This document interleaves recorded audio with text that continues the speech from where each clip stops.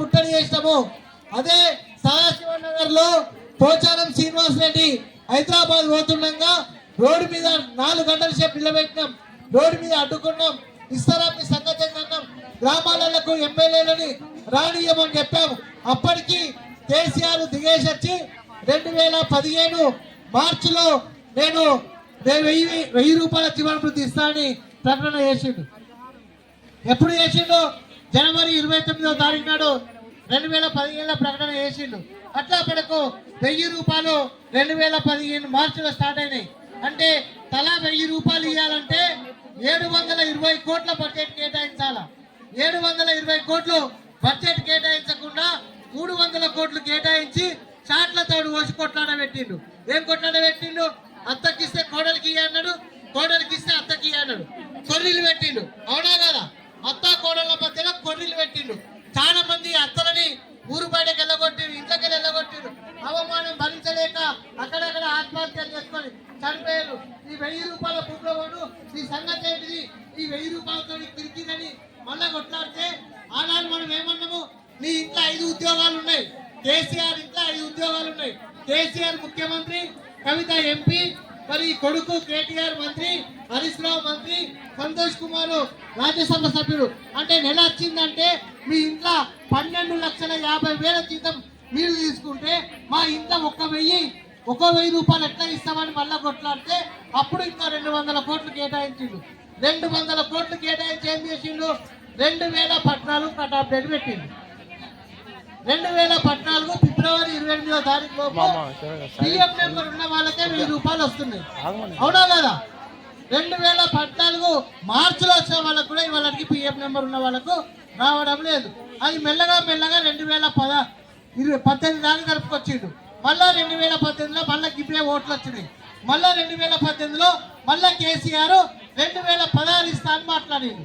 మనం 2016 ఇస్తేనే ఓటేస్తామని అన్నమా? అయినంతలో అయిందే 2016 రూపాయలు ఇస్తా అని చెప్పిండు. మళ్ళా నమ్మినాం, ఎందుకంటే ఇస్తున్నా సరే ఒక భ్రమపడ్డాం. ఇంకేమన్నాడు? అందరికీ ఎలాంటి షరతులు లేకుండా ఇస్తా, నా టేకేదాల్లో పీకేదాల్లో ఉంటాడట, వాళ్ళకు కూడా ఇస్తా అని చెప్పిండు. చెప్తే మనం నమ్మినాము. మళ్ళా 2వసారి కేసీఆర్ కు ముఖ్యమంత్రి చేసినాం. 2వసారి ముఖ్యమంత్రి చేస్తే మరి 2018 పోయింది, మళ్ళా 2023 వచ్చింది. మళ్ళా 2023లో ఏం చేసిండు? 2023 ఎన్నికల ఒక 6 నెలలు ఎన్నికలు వస్తాయంటే అనంగా ఏం చేసిండు? ఈ ఓట్లన్నీ పడాలంటే ఈ అందరికి ఇవ్వకుండా టేకేదాళ్ళకి ఇస్తే ఖచ్చితంగా నేను గెలుస్తానే ఉద్దేశంతో టేకేదాళ్ళని పిలిచి టేకేదాళ్ళకి జీవన వృత్తి స్టార్ట్ చేసిండు. మరి బీడీ కార్మికులు ఏం పాపం చేసిండ్రు అంటే బీడీ కార్మికులు ఇవాళ కోట వేయలేరా?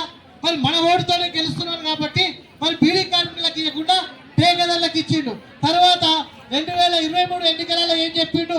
నేను ఇప్పుడు మళ్ళా నేను ముఖ్యమంత్రి అయితే నేను 5,016 రూపాయలు చేస్తా, మెల్లగా 5 ఏళ్లలో 5,016 రూపాయలు చేస్తా, మమ్మల్ని అధికారంలో తీసుకురామని చెప్పి.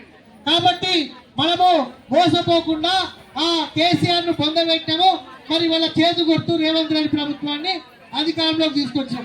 మరి ఈ చేతి గుర్తు రేవంత్ రెడ్డి ప్రభుత్వం కూడా ఏం చెప్పింది? నేను 4,016 రూపాయలు ఇస్తా, ఎలాంటి షరతులు లేకుండా నేను ముఖ్యమంత్రి అయితే 4,016 రూపాయలు ఇస్తా అని మన రేవంత్ రెడ్డి ఎన్నికలలో మాట్లాడిండు. దాంతో పాటు మహిళలు ఆడవాళ్ళు ఎవరైతే ఉన్నారో వాళ్లకు 2,500 రూపాయల పెన్షన్ ఇస్తా అని చెప్పిండు. మహిళలను ఎక్కడున్నా ఆడవాళ్లకు 2,500 రూపాయలు ఇస్తా అన్నాడు. రైతులకు రుణమాఫీ అన్నాడు, బస్సు ఫ్రీ అన్నాడు, నిరుద్యోగ జీవన వృత్తి అన్నాడు. ఇట్లా 9 వాగ్దానాలు చేసి తెలంగాణ రాష్ట్రంలో 10 లక్షల మంది బీడీ కార్మికుల ఓట్లతోటి ఇవాళ అధికారంలోకి వచ్చిన కాంగ్రెస్ ప్రభుత్వం మరి ఇవాళ 10 నెలలు అవుతున్నది. సరిగ్గా ఇదే సంవత్సరంలో ఇదే సెప్టెంబర్ నెలలో ఎన్నికలలో వచ్చే ఈ ప్రభుత్వము మరి ఇవాళకి 10 నెలలు అవుతున్నది, మన మాట ఎక్కడ మాట్లాడతలేరు. కాబట్టి ఇవాళ మా 2 యూనియన్లు ఏమంటున్నాయంటే, అయ్యా ఓడెక్కదాకా ఓడమల్లన్న, ఓడెక్కిన తర్వాత బోడిమల్లన్న. ఎందుకంటే ఇవాళ వెంకటరమణారెడ్డి ఉన్నాడు, మన కామారెడ్డి నియోజకవర్గ ఎమ్మెల్యే. అయినా కూడా ఎన్నికలలో పెద్ద పెద్ద మీటింగులు పెట్టిండు, అందరికి భోజనాలు పెట్టి, నేను ఎమ్మెల్యే అయితే నేను ఖచ్చితంగా పీడీ కార్మికులకు 4010 రూపాయలు చేయిస్తాను. అయ్యా వెంకటరామరెడ్డి గారు, నువ్వు మా ఓట్లతో గెలిచినావు, మరి ఇవాళ ఏడాది అవుతున్నది, మరి గుడ్డి కాడిది పన్ను దొంగతున్నావా? మరి అసెంబ్లీలో ఏం మాట్లాడుతున్నావు? ఇక దమ్మున్నదా రేవంత్ రెడ్డిని నా పీడీ కార్మికులకు 4010 రూపాయలు వస్తలేవు, ఏం సంగతి రేవంత్ రెడ్డిని అడుగుతున్నాడా? మన రమణారెడ్డి బీజేపీ ఎమ్మెల్యే అయినా కూడా మాట్లాడతాడు. అంటే ఓటు వేసేదాకా ఓడమల్లన్నా, ఓటు వేసిన తర్వాత బోడిమల్లన్నట్టు ఇవాళ వాళ్ళు మన కోసం లేరు.